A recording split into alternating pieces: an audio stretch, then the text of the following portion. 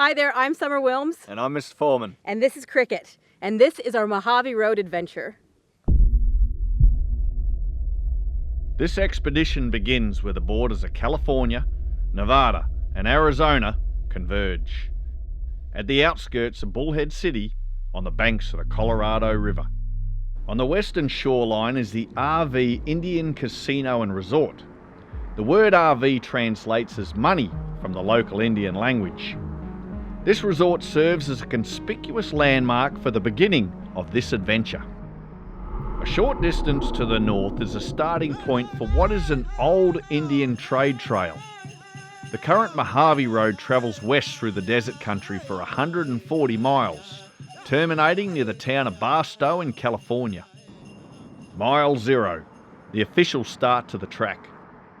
Most folk don't bother to start at this point. In truth, you're not missing too much, except a short stint of soft sand. A little farther on, the Mojave Road crosses the Needles Highway into a dry riverbed commonly referred to as a wash. The fallen signpost is an ominous indication that the way ahead may yield some navigational challenges.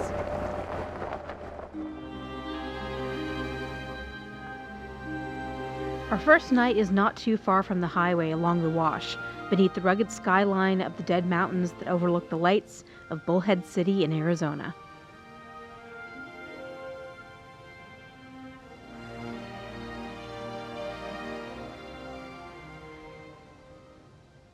We are here at the start of the Mojave Road. However, it seemed like this trip was almost destined to not happen. When we pulled up, we saw this. Bugger. So I jumped to conclusions and figured that it was a dying wheel bearing. And I got on the phone to Atlantic British and I ordered myself a new one. They promised they were going to get it there before the weekend because we really wanted to start this trip. And it did. It arrived. In the meantime, however, I got to thinking that perhaps maybe I'd misdiagnosed this issue. And it was not the bearings, but a little O-ring that stops all the axle grease from leaking out. One's a $400 fix, the other's 90 cents plus postage. Regardless, we still had to pick up that wheel bearing. So the morning we were going to do so, we were all ready to leave.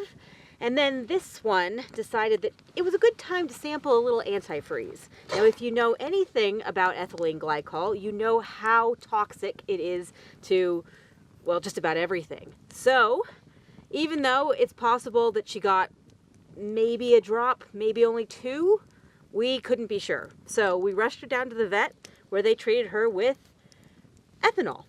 Yeah, that's right. They gave her vodka. So our dog got drunk. Again, I don't know how much she got, so it's possible all we did was give our dog a $382 bottle of vodka. But we got her back. She seems to be doing very, very well.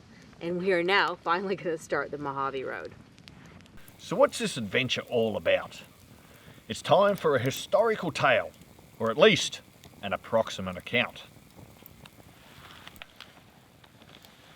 Long before Jeeps and Land Rovers, a well-worn pathway cut across the East Mojave Desert. The ancient trade trail linked the villages of the formidable Mojave Indians to the peoples of the Pacific Coast.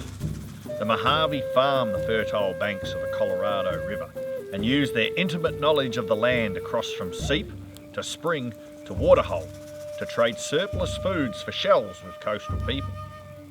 In 1776, a Spanish friar named Francisco Garcias befriended the Mojave and became the first recorded non-Indian to tread on these venerable tracks. In 1826, he was followed by American trapper Jebediah Smith, and even more followed him.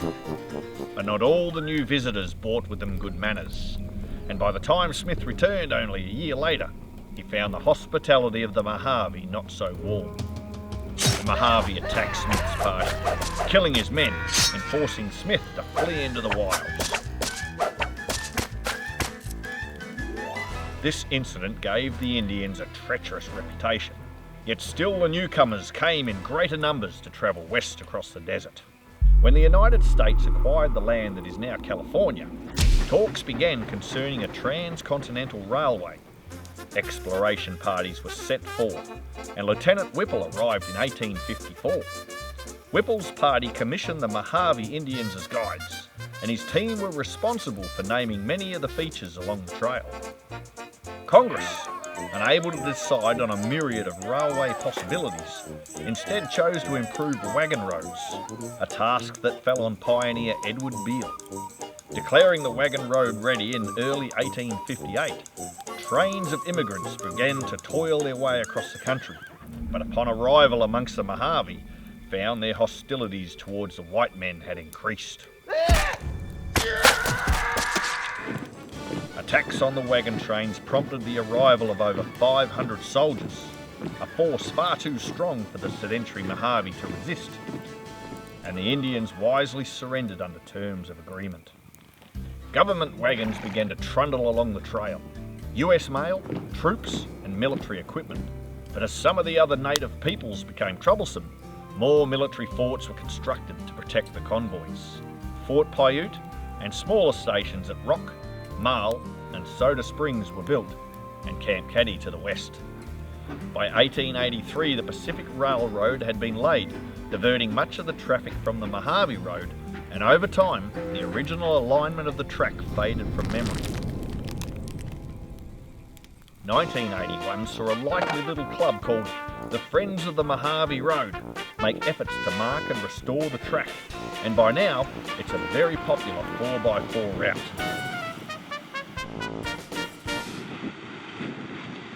On the following morning, the road cuts out of the wash and winds its way through some rough country on the north end of the Dead Mountains.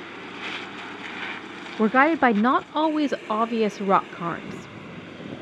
At what point does rubbish become a relic?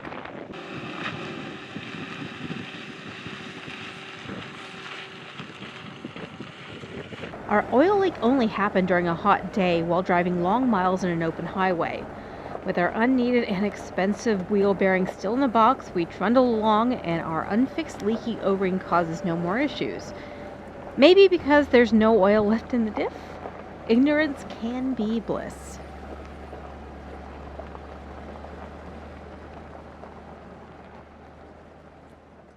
Roughly 7 miles in on the track, along the state line between one place and another.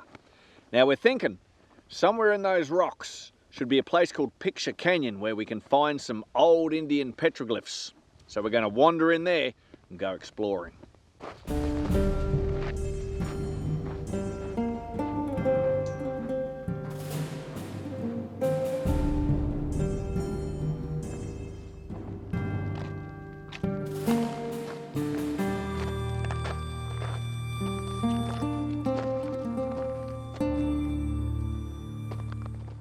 Bit of a high vantage point.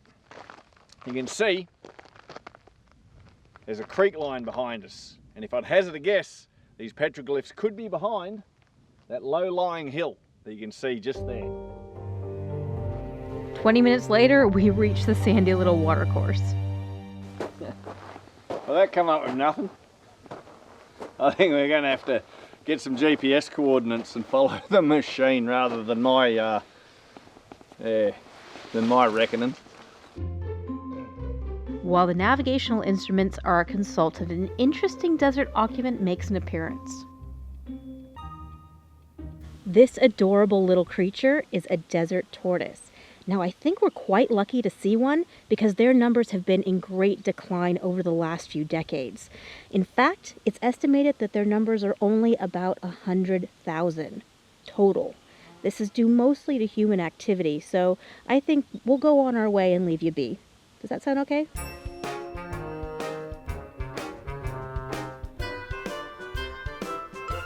Alright, so we've got our little guidebook and I've just plugged coordinates of our destination into the GPS. So it appears we've got to go that way. That way turns out to be quite a distance, so the mission is aborted and a new plan devised. Yeah, my navigation ability's a bit crap.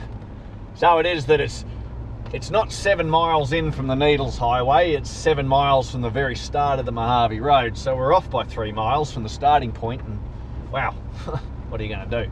So we're going to backtrack a little ways, and maybe tomorrow morning in the cool we'll try it again. On our way back east, a sneaky little side road takes us into a canyon with a rocky overhang, offering a rare commodity out in this desert: shade. A perfect place to set up for the night and base ourselves for our second attempt to find Picture Canyon.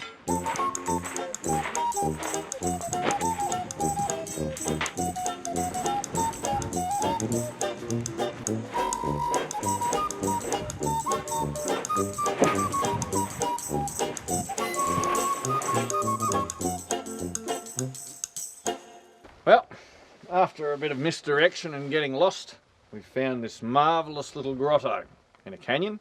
And it's time to fire up the billy for a cup of tea. That always gets the spirits high again.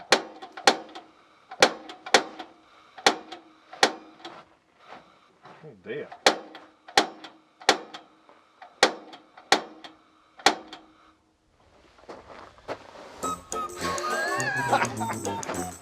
Broken again.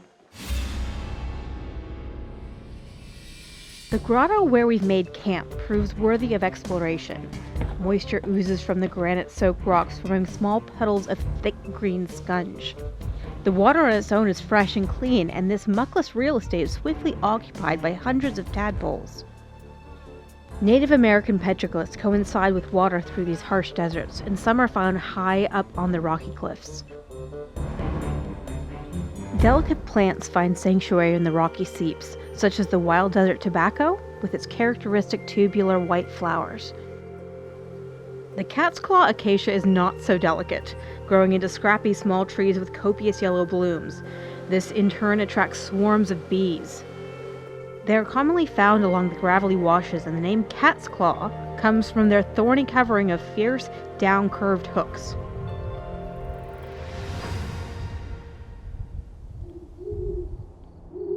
With the onset of dusk, the canyon echoes with the calls of the great horned owl. Wilms sets to making a fire. Our second night of the Mojave still sees us within sight of Bullhead City. Progress is slow, and that's perfect.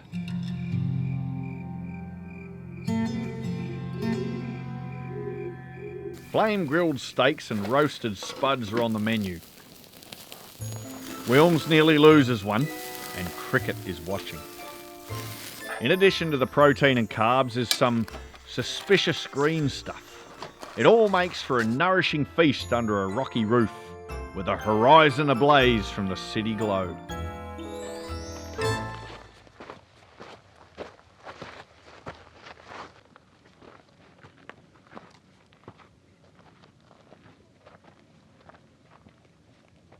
So we're making our second attempt at Picture Canyon, but this time we're taking the guesswork out of it by using a GPS. I have the coordinates punched in, and we're going that way. Southern California has seen good rains this year, combined with coolish nights and warm, sunny days. The desert has entered into what is called a super bloom. Prolific yellow flowers of the brittle bush inhabit the dry, gravelly hills, supporting a ravenous population of desert blister beetles feeding on the foliage. Mojave aster also favor the same inhospitable terrain, along with small purple and violet phacelia flowers, delicate and small.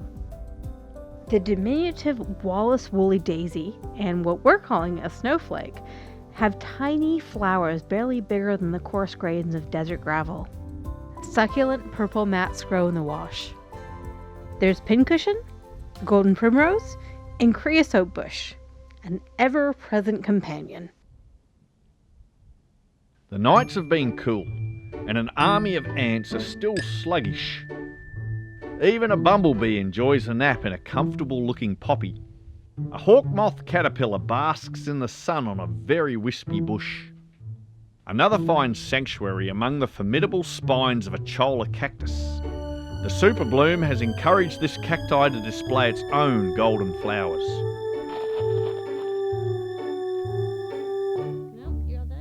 The terrain begins to get rougher, with steep gullies of loose rock and gravel. making descents quite perilous. These areas are favourite haunts of the desert-dwelling chuckwalla, an iguana-like vegetarian.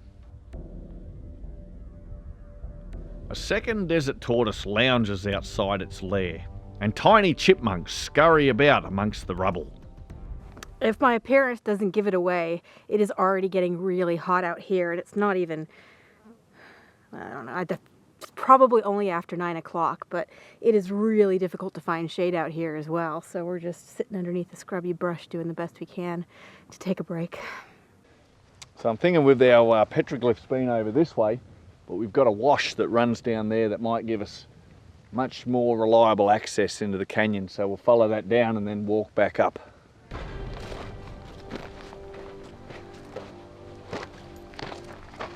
Our cunning plan works out as we emerge from the deceptively rough country above into the canyon. Yeah, follow the tracks.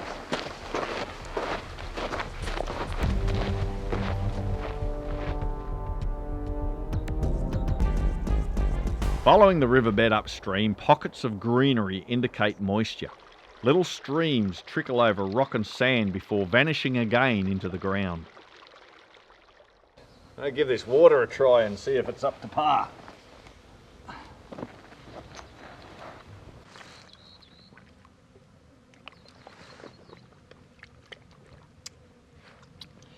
Has a slight minerally taste with tadpole overtones, but otherwise it's fresh and quite drinkable. Well, we'll find out anyway.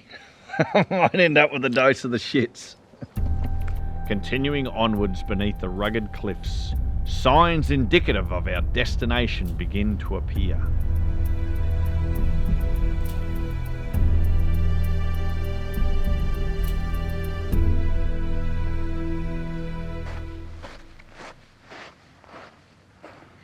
I'm going to take these as confirmation that we've made it to Picture Canyon. Hundreds of cryptic designs scar the tough rocks along the wash, making for a spectacular display of ancient artwork. Seeps and springs in rocky canyons like this were a focal point for both humans and animals. For humans, the permanent water source and relative shelter allowed them to stick around for a little while extra instead of just moving off and looking for more food, more water, more shelter. So it gave them time to indulge in more frivolous activities, like the artwork we see here.